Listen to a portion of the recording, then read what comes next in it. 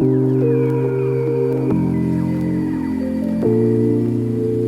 guys, welcome back to Find Natural Hair and Faith. I am Michelle.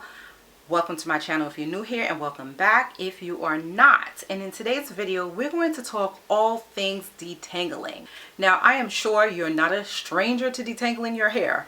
Some people say that detangling is the worst absolute thing that they could ever have to do because it's just such a daunting process. So in this video, I'm hoping to share some tips with you to help you to detangle your hair easier and much faster. So what our agenda is for this video is, first of all, goals, tools, products, and techniques. Let's start with goals. So what is the goal of detangling? Simply, the reason you want to detangle your hair is to remove all of those shed hairs, to make your hair more manageable, and how you do it will determine if you get breakage or if you even detangle effectively at all. So now let's talk about the tools. The tools that you use to detangle your hair will really make a difference. There are a number of tools that you could use, starting with your fingers.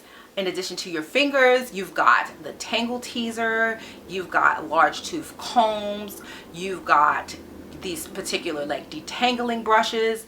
There's a number of tools that can be used, and the tool that you choose to use will be determined by the type of hair that you have. So you could have fine hair, but you may have fine, really dense hair, in which case you may want to use a tool that's able to really get through those strands. Now, here's a tip for fine hair.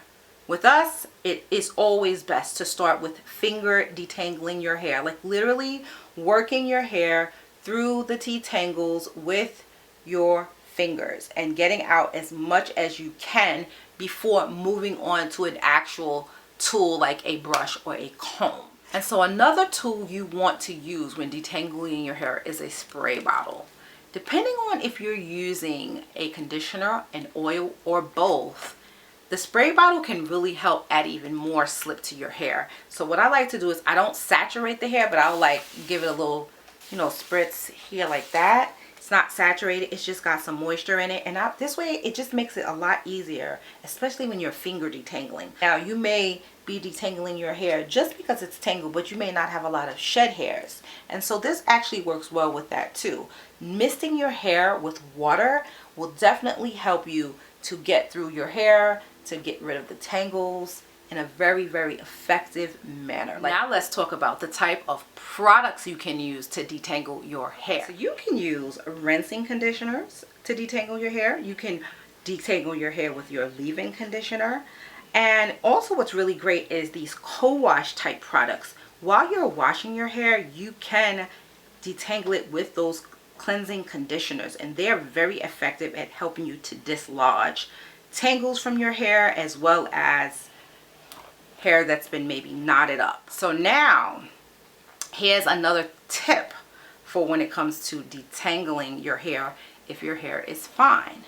Combining an oil with those conditioners will really help you to detangle your hair with a lot more slip. Time you decide to detangle your hair makes a difference also. And when I say the time, not the time of day, but the set period of what you're doing on wash day to wash your hair. So you could detangle your hair during the pre-poo. You could detangle your hair, like I said, with a conditioner that you're using to rinse out. You can detangle your hair while cleansing it with a cleansing conditioner. I do not recommend doing it with a shampoo. However, with a cleansing conditioner, it's okay because it has that extra slip. The shampoos tend to not really have so much slip. Yes, they're wet, but it really is different. So basically, it's the conditioner, the oil, or the conditioner oil combo. Actually, if you have fine hair, you never want to detangle your hair when it is dry. It is a recipe for breakage. Other hair types may be a little bit more hefty that can handle the manipulation when detangling dry. Really, ours cannot. So let's talk about the techniques when it comes to detangling. You can work in sections like I do. I usually do 4 sections. However, if you have more density, do more sections. It will actually make it a lot faster for you to detangle if you use more sections, if you have a lot more hair. Yes, you're using more sections, but you're able to work each section and then clip it back up and move on to the next section. Another tip is, if you have not detangled your hair in a while. Let's say you've had your hair in a protective style and you're taking it out after a month. You have got a lot of shed hair going on, and while I would recommend that typically we only detangle once during the wash cycle, during the process, you know, on wash day, if you've had your hair up for a while and you have a lot more shed hair going on, you definitely want to detangle more than once on wash day. You may want to detangle while doing your pre-poo, and then also while taking out your deep conditioner, and you may want to detangle while styling as well. Me personally, I wash my hair once a week on a regular basis, typically. Every now and again I'll switch it up, but typically I'm a once a week washer, and so therefore I don't have a lot of shed hair. So what I will do is I will detangle my hair more so during the pre-poo process when I'm working my herbal pre-poos through my hair. That is another way that you can actually get those tangles out very effectively. So that simply means that you just need to wash your hair more often if you want to detangle less often. Another technique is how you detangle. If you're using your fingers or a comb or brush, you definitely want to start at the ends of your hair to work out any tangles that you may have.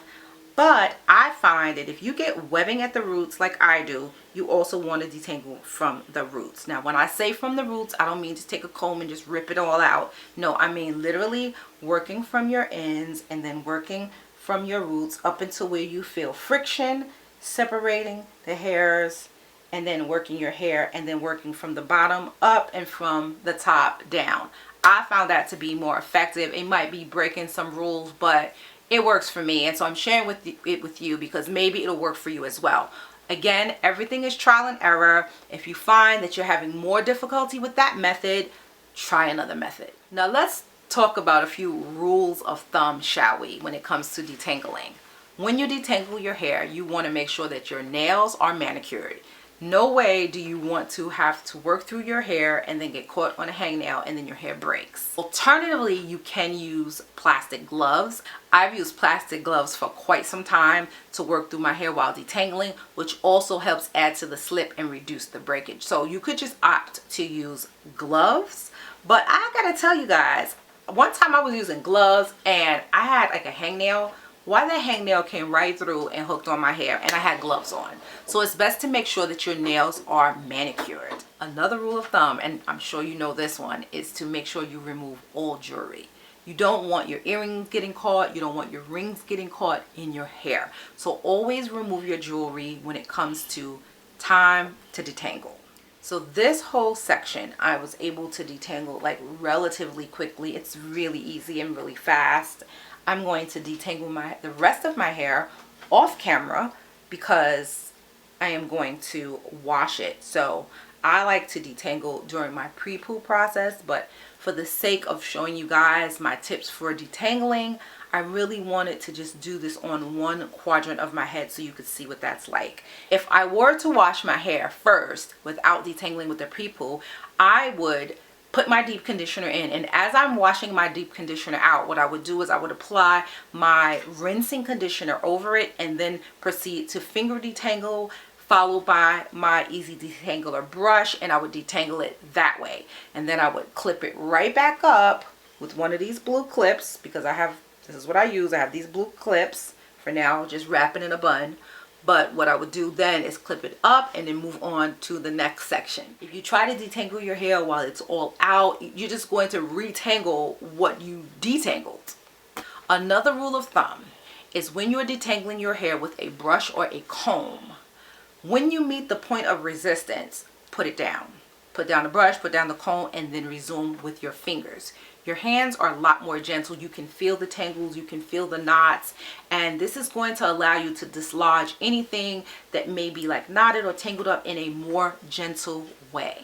So once your sections are detangled, the great way to kind of keep it that way is after you've detangled a section, you could either clip it back up in that section, but what I also like to do is I like to do a loose twist and then put it in a loose bantu knot.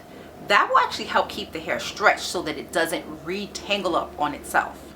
And so the final technique that I have for you when it comes to detangling is when you're using your fingers, you want to pull the hair up and out, up and out. I've seen people do the wishbone method. I'm sorry, I don't agree with that method. I feel like you're pulling the hair apart. With fine hair being so fragile, it's better. Let me take this down. Let me show you exactly what I mean. I'm going to twist this part back up. And this is the impromptu part of the video that I didn't prepare for. But it's all good because I really want to offer helpful information. So, let's say I am detangling this section of my hair. Typically, what I've seen people do is this. Y'all, do you know what kind of damage you can do to your hair pulling it apart like that? Even with slip, conditioner, oil, whatever. In my opinion, you want to section out the hair as small as possible. If you're that detangled that you need to wishbone it, I would say start with smaller sections. Let's say I'm here. And I would take this, and instead of doing this, I would do this. And I would lift those hairs up and out. That's how I would remove my tangles with my fingers. And then I'd go in with my brush or comb, start at the ends, work my way up, and if necessary, start at the root and then work my way down. Even finger detangling, I can do this, but I never recommend this. No. Anyway, thanks for watching this video. I hope you found it helpful. If you did, please give it a big thumbs up and make sure you smash that subscribe button and notification bell to receive more videos from me if you haven't done so already. Thank you and God bless. I will catch you in the next video.